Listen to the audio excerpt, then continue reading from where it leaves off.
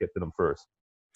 What I love though is that I am in change management, and that's what makes it so special, this conversation here, because I was in Florida, Orlando, Florida last year doing this massive conference. And when I think of change management, more people are focusing on the X and O's, the project. So the foundation of my conversation or my talk was that, okay, yes, the project will get done. However, the most important P in change management is the people aspect.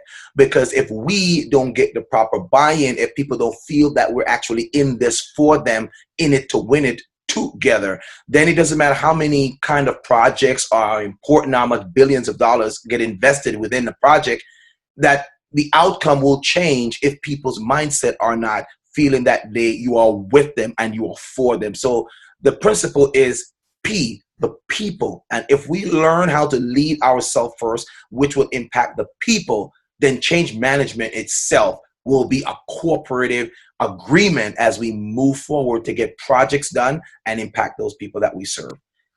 Yeah, I mean, that's a very good point. And just to keep it simple for our listeners or viewers, that change management is all about this idea of transitioning work when something new has happened, a new event, a new circumstance. So to keep it simple for our listeners, viewers, it's like that person who buys a new workout equipment and puts it in a hole, right? Everyone's buying the workout equipment because they can't get to the gym. Correct. That's a project because you have to plan it, you have to go scope it out, you have to go talk to the line of vendors, and then you landed on a particular equipment, brought it home, and now it's a glorified hanger. Pants hanger. Yes. Dress hanger. Why? Because they didn't go through the change management. They didn't change the mindset, because once you bring that thing in, now you have to change your mind of how do I integrate this thing into the life of me or whoever's using it in the household, right? Yes. So that's what happens really every day in change management. How do I now bring these things on and adapt myself in such a way to leverage the new tool that's at my disposal? Mm-hmm. And everyone knows how often we buy things and it's left as really a coaster that's gathering dust because we haven't done the change management, and that happens every day at work. Correct. So, ladies and gentlemen, if you listen to me for the first time, this is Andrew E. Guy in the MORNING. Welcome to another episode of ILIR-Podcast. I'm listening. I'm ready. I am speaking to Mr. Denley McIntosh, an amazing individual, a change management expert in his own right, and an individual helping to keep Ontarians safe by making sure within this COVID-19 is playing a key role in helping the PPE get to the right individual. Amazing conversation. Let's continue. So what's a day like for you in your life? Walk me through something. For those people who are listening, what's a day like in, Mr. Denley's life? I get up in the morning, because I know you're a dad, right? You get up in the morning. What's it like for you? What's it like? Walk us through a quick routine. Yeah. Well, all right. The quick routine. So I'm usually up, I would say maybe just after 6, maybe, just after 6, maybe 6:30.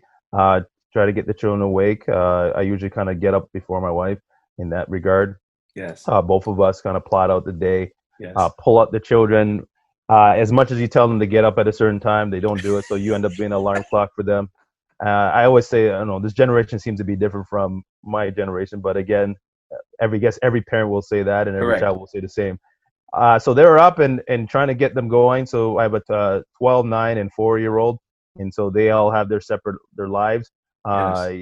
So it's helping them scope that out. We've got a couple of cats in the midst. So trying to tell them, don't play with the cats now. Let's kind of focus on getting out of the door. So it's just amazing because they actually act like cats, right? Because they go one way and then they just kind of go the other way. So wife and I are just talking, okay, who's getting this? Who's getting that? So she's usually in the kitchen. I'm usually the kind of the dad that trying to bust everyone over. Right. So once they get their food and their lunch, they'll forget their homework. They'll forget this and forget that. So we have to remind them there. They finally get into the vehicle. We're just getting to school pretty much on time, even though we got up really early. Yeah. And so they're dropped off. I'm dropping off my children at one school, then my other child, the youngest at another. Right. They're all going to their own school. uh, which is great because then at that point freedom takes place. Yes. Wife and I get back. She's either with me or sometimes she's at home, kind of getting Okay. her days going. She's a consultant as well, and so by at least by I would say, yeah, 8:30, we're just kind of getting now. Okay, Wow. where are we going for work now? What's Yes. happening? And so launching off of the day is kind of looking at that whole calendar because Right. my schedule is quite hectic, like yours. What's happening in terms of the work front and what's happening from the community front, right? Right. So the work front of scoping out my day and what client meetings that I need to engage with, what team meetings I have to engage with, really thinking about what other actions that I have to complete to facilitate the my clients getting their particular Right. PPEs. And Hmm. then the other side, I'm asked to speak on inclusion, diversity. With BLM that happened, it just allowed people just to be woke. And then they look at me and say, "Whoa, you've been doing this all the time. We want to hear from Yes. you." So I've had my calendar's been filled just Right. trying to having conversations within the government and even outside, like what we're Right. having today, just talking about what it means to change, have Right. that change management applied in the inclusion space. Correct. So my day is pretty much related to that and Hmm. just engaging in a lot of conversations. Either I'm satisfying a client in one sense or Right. satisfying a public servant in another sense who didn't understand what it means to be inclusive and woke. And All right. so really at the end of the day, uh, I hit my, I get my children. That's uh, again, 2 schools, Hmm. come back home, hit the laptop again, see whatever actions I can kind of Right. Right. finish, and then finally I'm back onto my own private thing, serving the community, Right. and like yourself, we're probably hitting the bed around midnight, right? Yes. And then Yes. back again, I'm up again, just doing that thing. So, Wow. you know what? As much as a long day, it still energizes my soul, right? Because Wow. to know, especially the community front, to know that you're making a difference, trying to get the Yes. message out. Yeah. Now, the reason why I asked that is to really get the viewers to understand that success doesn't just happen on its own. It's not, it doesn't happen by osmosis. It doesn't just happen because you're looking at someone's sweat equity and think that you're going to have what they have. I asked that specific question to get people to understand that you are making things happen. You are creating your own success, whether it be, as my platform now discusses, it's where you live, it's where you work, and where you play. The live part is the environment that you create that is conducive to growth, whether you're growing a family, your children, your wife. It's that space that you create.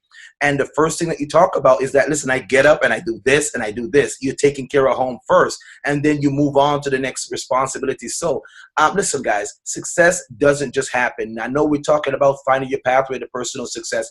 Finding that pathway is creating that pathway with the opportunities that you now have in your hand so you can use that to leverage your success for the future and longevity wise speaking. So excellent input, man. I love to see that the well-roundedness, you're doing family and you're doing work and you're serving your community. Now, I want to touch on this inclusion and diversity.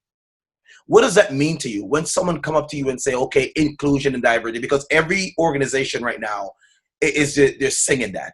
And every large corporation is, not every, but several other corporations are using the BLM, like it didn't matter before. Black Lives Yeah. Matter. Yeah, I'm like, okay, fine. All life matter. My life matter. When a brother or a person of color is getting mistreated by a police officer, and it's not just a police officer, so to speak, but it doesn't just, I should say it's not an isolated incident because this happened in corporations too, because you have people of color professionals who don't get the opportunities that they're supposed to get, even though they have the background.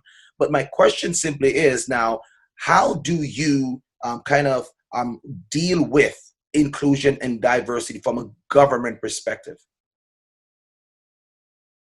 Yeah. I mean, I think like any organization, it's really there's a lot of listening sessions that are going on, right? Just Correct. a whole lot of saying, hey, you know what? It's not just the U.S. It's happening in our own backyards. So Correct. I think there is a now a recognition, right, of saying it's happening here and it's happening here quite often. I think Correct. that's a lot of